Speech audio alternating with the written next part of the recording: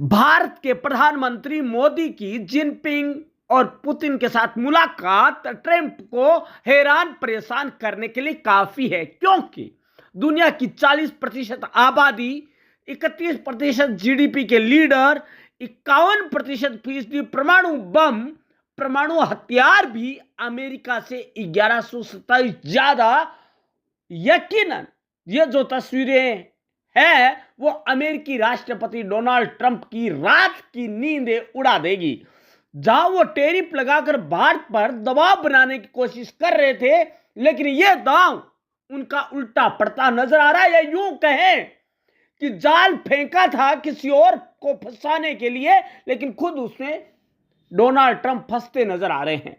चीन, भारत और रूस तीनों एक हो चुके हैं। अब अमेरिका अलग पड़ गया है। दोस्तों, आपको बता दें कि जो एक कूटनीतिक चाल चली है प्रधानमंत्री नरेंद्र मोदी ने, इसे वापस आईना दिखाने की, दोस्तों वाकई में ट्रंप अपने ही माया जाल में खुद फंस चुके हैं। चीन के तियानजिन में आयोजित हो रही शंघाई शिखर सम्मेलन में दुनिया भर के 26 देशों के राष्ट्र प्रमुख हिस्सा ले रहे हैं। इन देशों में दुनिया की 40% आबादी रहती है।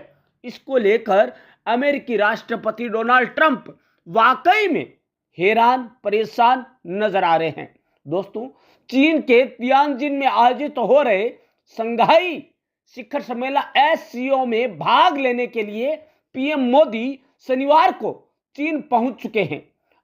31 अगस्त दिन रविवार को पीएम मोदी और चीन के राष्ट्रपति शी जिनपिंग के बीच बैठक हो चुकी है। इस सम्मेलन में भाग लेने के लिए रूस के राष्ट्रपति व्लादिमीर पुतिन भी चीन पहुंच चुके हैं, जिनसे भी पीएम मोदी की बैठक हो चुकी है। दोस्तों, आपको बता दें कि दुनिया की 40% जो आबादी है वो चीन के तियानजिन में आयोजित हो रही शंघाई शिखर सम्मेलन में दुनिया भर के 26 देशों के राष्ट्र प्रमुख हिस्सा ले रहे हैं। इन देशों में दुनिया की 40% आबादी रहती है। भारत में 147 करोड़, चीन में 142 करोड़ और रूस में 14.6 करोड़ लोग निवास करते हैं। यानी दुनिया का हर तीसरा व्यक्ति इन्हीं देशों में रहने वाले हैं। यही अमेरिका की आबादी 34.7 करोड़ है। अगर भारत, चीन और रूस को संयुक्त रूप से मिला लिया जाए तो अमेरिका की आबादी से 9 गुना ज्यादा लोग तो इन्हीं देशों में रहते हैं। दोस्तों, सोच लीजिए कि अमेरिका का क्या हाल होने वाला है। इसके अलावा 31% जीडीपी वाला संगठन है ये शंघाई जो सम्मेलन हो रहा है। जीडीपी की बात करें तो परचेजिंग पावर पैरिटी पीपीपी के हिसाब से दुनिया की जीडीपी में इस संगठन का हिस्सा 31% से ज्यादा, मतलब कि 61.3 ट्रिलियन डॉलर है, जिसमें भारत की अकेले की कितने हैं, 16.19 ट्रिलियन डॉलर में है। चीन की 38.19 ट्रिलियन डॉलर में है और रूस की 6.9 ट्रिलियन डॉलर में है।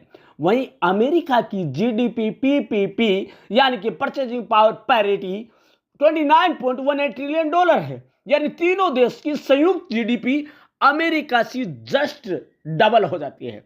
एटॉमिक पावर मामले में भी यह जो संगठन है तीनों का मिलाकर यह उससे आगे है। इसमें कोई देश कितना ताकतवर है उसका अंदाजा उसके पास परमाणु बम की संख्या के हिसाब से लगता है। इस मामले में भी भारत, चीन और रूस अमेरिका से कोसों दूर है, आगे निकल चुके हैं। भारत के पास जहां 172 परमाणु बम है, वहीं चीन के पास 600 और रूस के पास 5580 परमाणु बम है, जो कि पूरी दुनिया का 51% हिस्सा बनता है।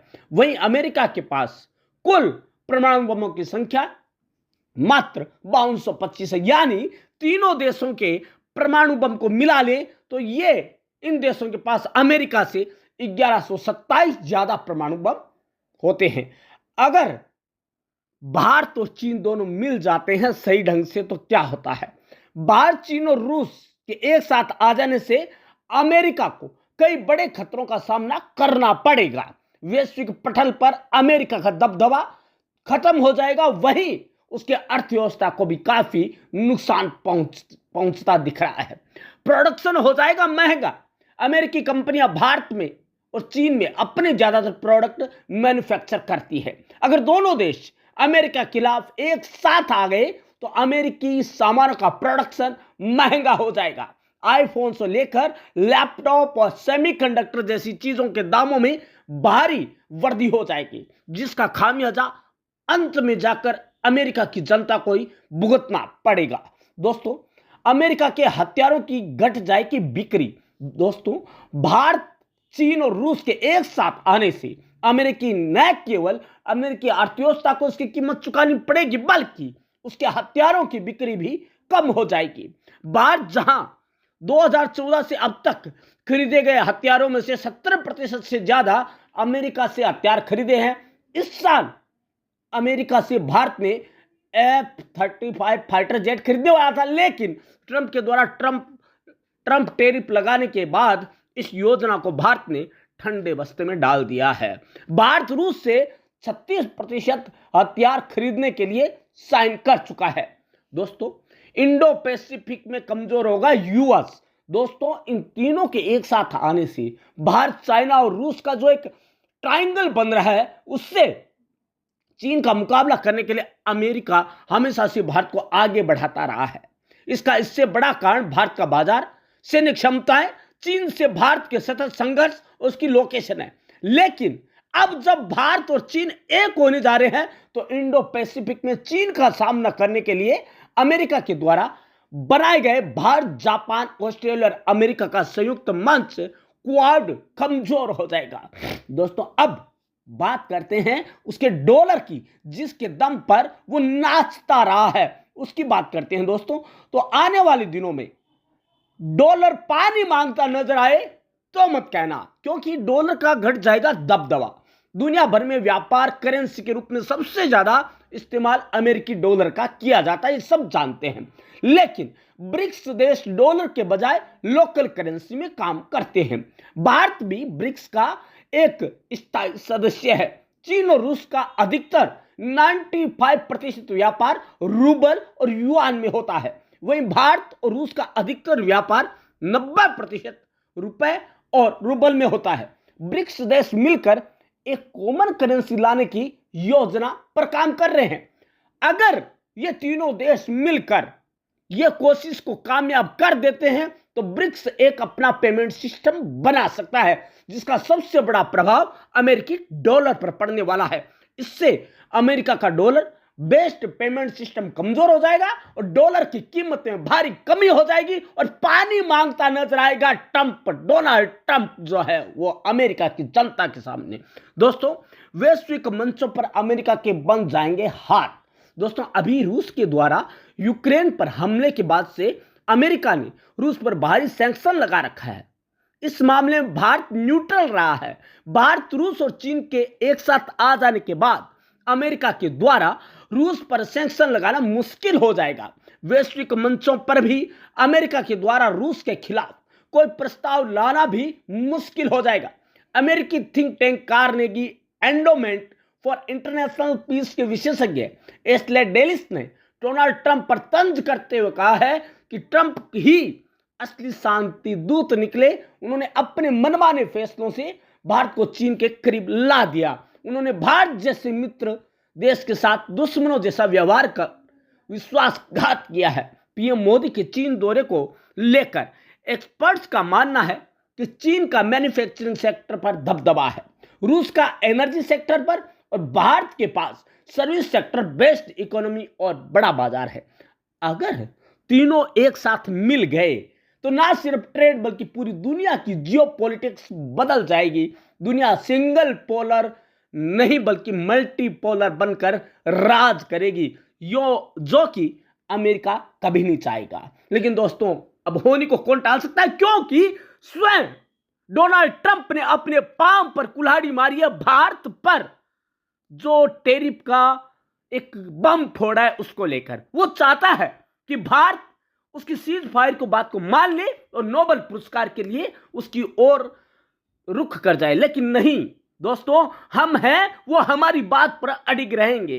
और दोस्तों हमने पहले सोच लिया था भारत ने कि उसे किस भाषा में जवाब देना है, और उसे शायद मिल चुका होगा जवाब, नहीं तो कुछ ही घंटों में मिल जाएगा, क्योंकि वह चारों खाने चित्त होने वाला है। और दोस्तों वो दिन दूर नहीं है जब वहां की जनता, अमेरिका की जनता पहले विरोध कर चुकी है इसका, और अब विरोध के चलते कोई बड़ी बात नहीं है यदि वहां पे मध्यावधि चुनाव हो जाए और राष्ट्रपति भी दूसरा बनाया जाए, तो कोई बड़ी बात नहीं है।